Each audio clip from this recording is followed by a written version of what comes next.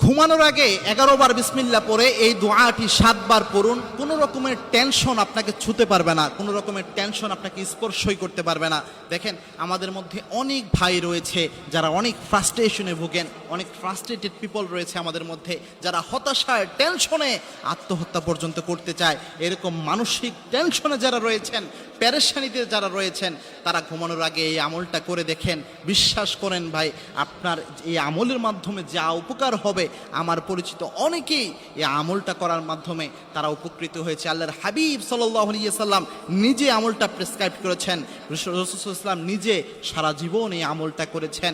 এই যে 11 বার বিসমিল্লাহর কথা বললাম, 11 বার বিসমিল্লাহর কথা সরাসরি হাদিসে পাওয়া যায় না, তবে বিসমিল্লাহ কিন্তু স্বাভাবিক কোনো আয়াত নয়। আল্লাহর হাবিব সাল্লাল্লাহু আলাইহি ওয়াসাল্লামের শ্রেষ্ঠ সাহাবী সাইয়েদনা ওমর, তিনি একদা তার কাছে রোম সম্রাট বললেন যে আমার মাথার মধ্যে